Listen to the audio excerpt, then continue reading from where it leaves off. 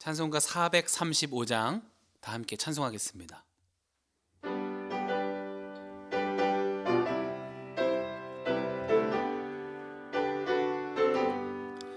나의 영원하신 기업 생명보다 귀하다. 나의 갈 길 다가도록 나와 동행하소서. 주께로 가까이 주께로 가오니 나의 갈 길 다가도록 나와 동행하소서. 세상 부귀한 일함과 모든 명예 버리고 험한 길을 가는 동안 나와 동행하소서. 주께로 가까이 주께로 가오니 나의 갈 길 다가도록 나와 동행하소서. 어두운 골짝 지나가며 험한 바다 건너서 천국 문에 이르도록 나와 동행하소서. 주께로 가까이 주께로 가오니 나의 갈 길 다가도록 나와 동행하소서.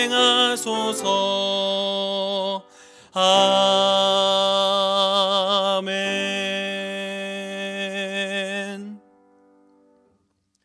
430장 힘차게 박수하면서 찬송하겠습니다. 430장입니다.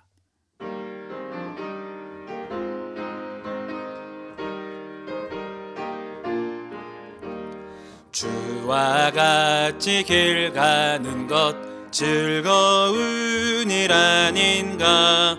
우리 주님 걸어가신 발자취를 밟겠네.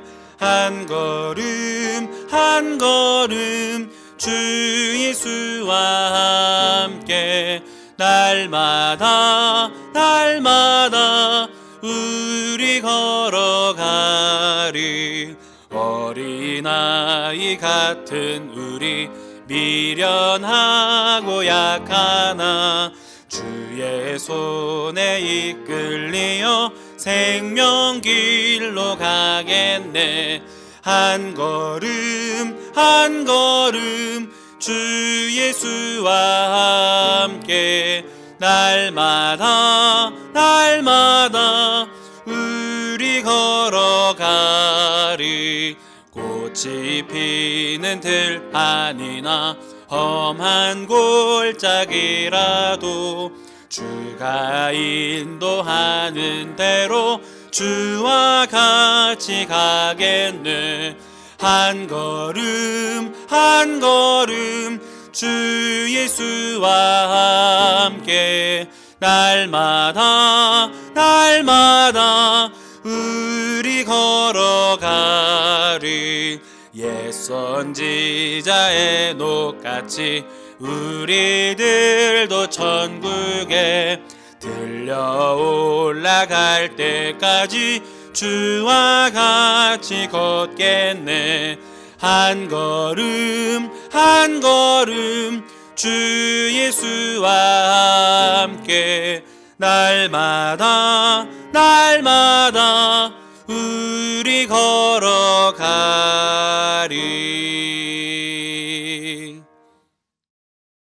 오늘의 성경 말씀은 신약 갈라디아서 6장의 말씀입니다. 신약 갈라디아서 6장의 말씀을 저와 여러분이 한 절씩 교독하겠습니다. 형제들아, 사람이 만일 무슨 범죄한 일이 드러나거든 신령한 너희는 온유한 심령으로 그러한 자를 바로잡고 너 자신을 살펴보아 너도 시험을 받을까 두려워하라. 만일 누가 아무것도 되지 못하고 된 줄로 생각하면 스스로 속임이라. 각각 자기 일을 살피라.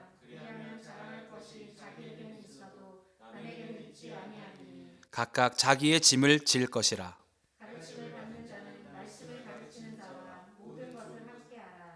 스스로 속이지 말라. 하나님은 업신여김을 받지 아니하시나니 사람이 무엇으로 심든지 그대로 거두리라.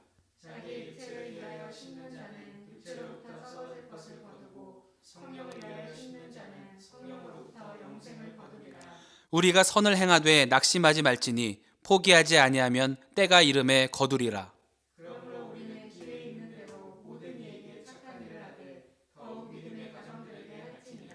내 손으로 너희에게 이렇게 큰 글자로 쓴 것을 보라.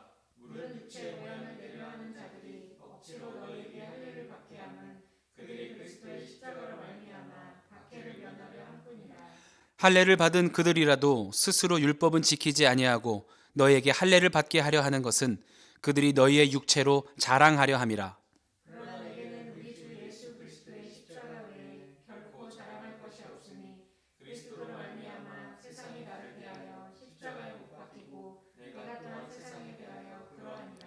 할례나 무할례가 아무것도 아니로되 오직 새로 지으심을 받는 것만이 중요하니라.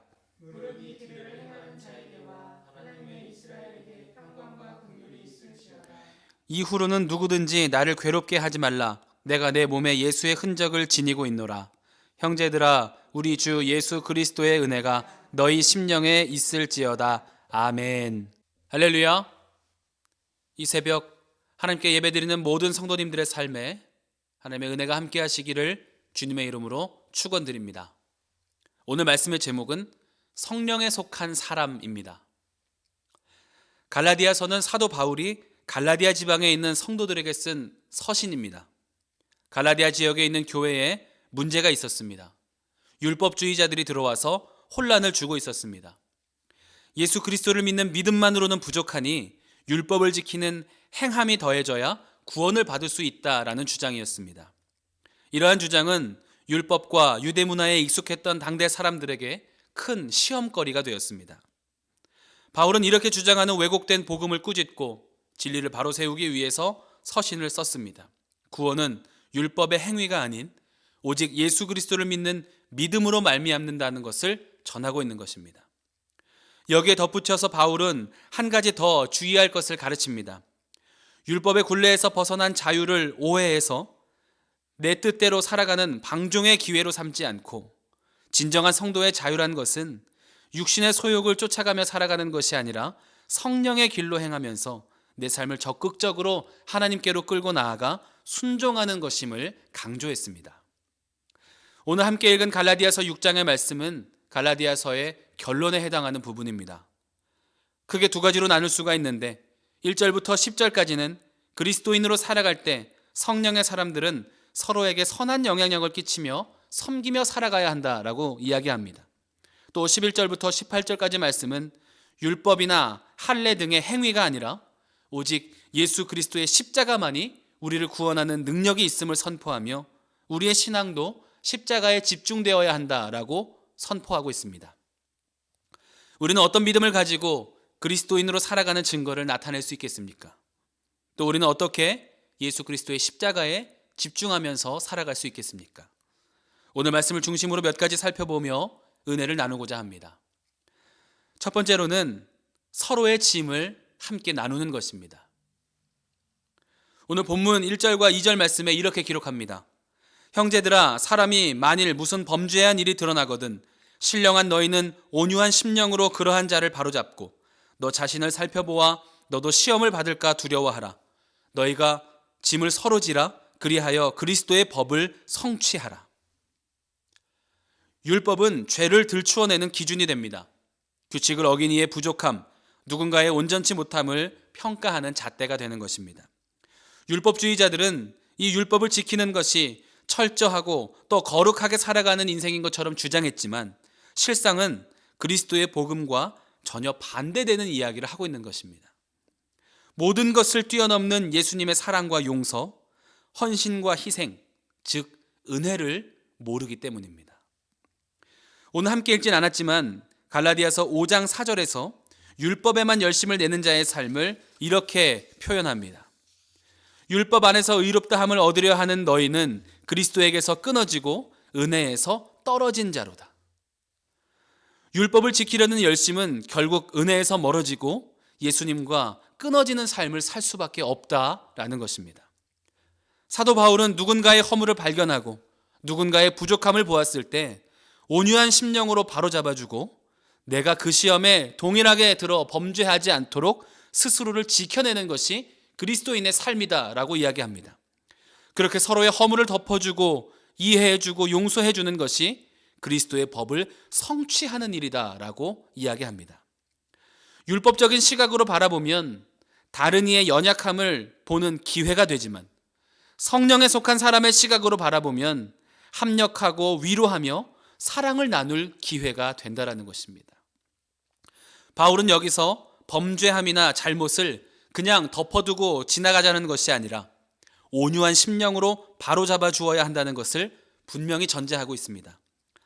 한 사람에 대한 안타까운 마음은 사랑과 용서로 다가가되 범죄한 그 일은 반드시 바로 세워서 같은 실수를 반복하지 않아야 한다는 것을 가르치고 있는 것입니다. 이러한 사랑이 바로 십자가를 통해 보여주신 예수님의 사랑인 줄로 믿습니다. 죄로 인해 하나님과의 관계가 깨어진 채 살아가는 우리들을 그냥 두지 않으시고 우리의 죄를 용서하시고 하나님과의 관계를 회복시키시고 구원받은 천국의 백성으로 살아가게 하시려고 십자가를 감당하셨습니다. 구원은 우리가 완전해진 것이 아니라 완전한 사랑이신 십자가의 은혜를 믿게 되는 것입니다. 이 은혜로 구원을 얻게 된 우리의 삶에 이 사랑과 용서가 흘러가고 나타나야 될 줄로 믿습니다. 온전하지 못한 서로의 삶을 정죄하는 것이 아니라 서로의 짐을 함께 지며 허물이 있는 삶이지만 하나 되어 살아갈 때 그 모습이 성도의 모습이고 온전함으로 향해 나아가는 성도의 삶이다라는 것입니다. 예수님의 마음으로 또 예수님의 시각으로 서로를 바라볼 때 우리는 다른 모습이지만 한 몸처럼 연합할 수 있고 또 그렇게 되어가는 모습이 하나님이 기뻐하시는 공동체의 모습 또 건강한 가정의 모습인 줄로 믿습니다.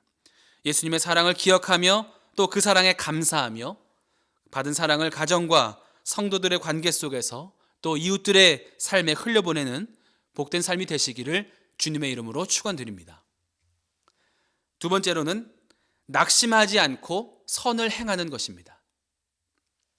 오늘 본문 9절의 말씀입니다. 우리가 선을 행하되 낙심하지 말지니 포기하지 아니하면 때가 이름에 거두리라.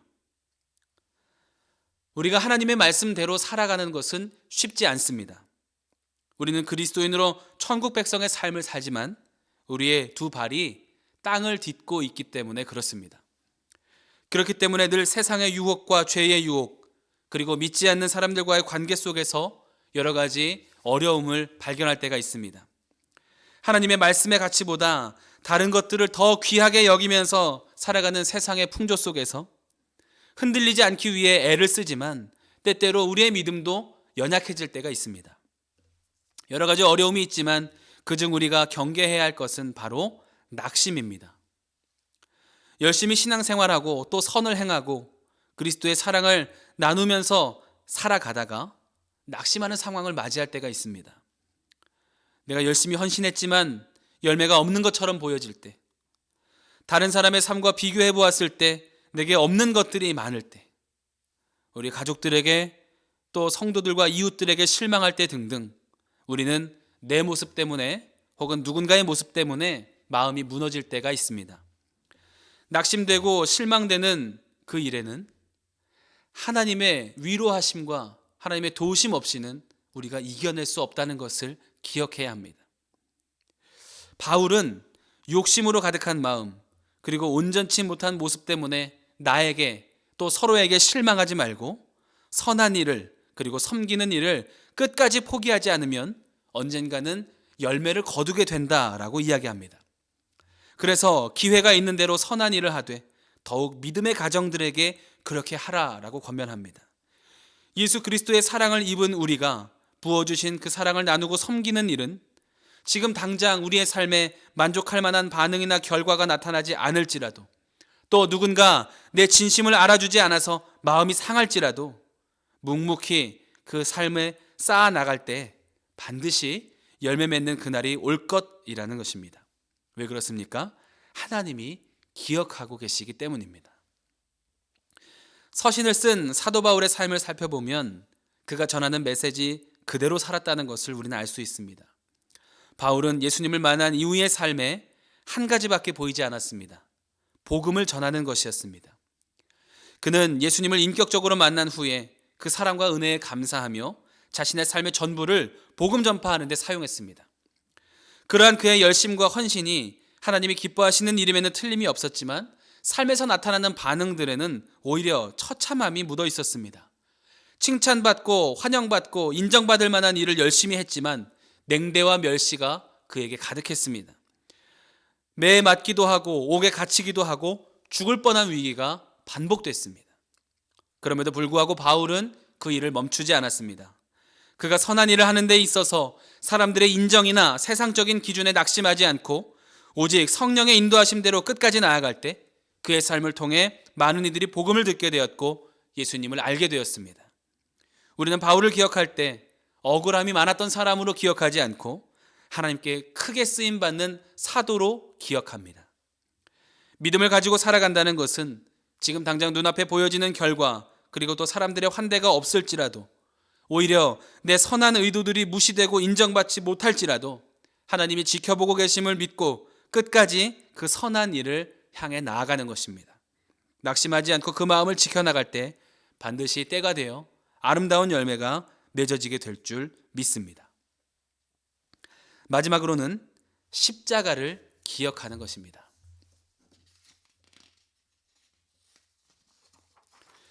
15절 말씀입니다. 할례나 무할례가 아무것도 아니로되 오직 새로 지으심을 받은 것만이 중요하니라. 율법주의자들이 강조한 것 중에 하나는 바로 할례였습니다. 할례가 성도의 표징이라는 주장이었습니다. 할례를 받지 않으면 이방인이고 이방인은 죄인이고 그래서 그리스도인으로 살아가려면 반드시 할례를 받아야 한다는 것입니다. 바울은 이들의 주장에 맞서서 그리스도의 사랑 앞에서 할례가를 받은 것이나 받지 않은 것이나 이러한 행위는 아무것도 아니며 그분의 은혜 앞에서 이러한 사람들이 나누어 놓은 기준은 어떠한 능력도 없음을 분명하게 선포합니다. 예수님이 우리에게 부어주시는 은혜는 우리가 어떠한 자격이 있어서가 아니었습니다. 모든 이들에게 주시는 차별 없는 사랑이었습니다.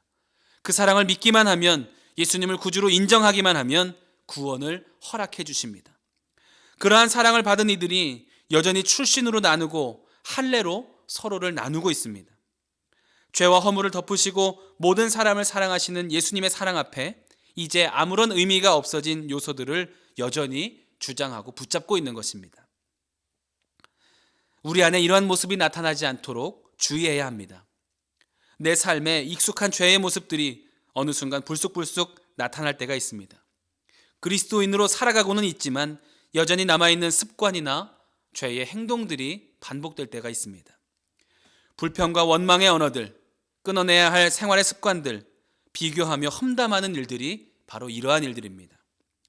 우리는 온전해서 구원받은 것이 아니라 완전하신 예수님의 십자가로 인해 구원받았습니다. 그렇기 때문에 우리는 부족한 모습이 나타날 수 있고 또 누군가의 삶에서 부족함과 연약함을 발견할 수도 있습니다. 그렇지만 이러한 모습 속에서 서로의 허물을 바라보고 내 연약함에 흔들리는 것이 아니라 우리를 사랑하시고 용서하시는 예수님의 십자가를 바라보게 되시기를 바랍니다. 새로 지음을 받는다는 것, 완전히 새로운 존재로 살아간다는 것입니다. 그 삶은 하나님께서 허락하신 삶입니다.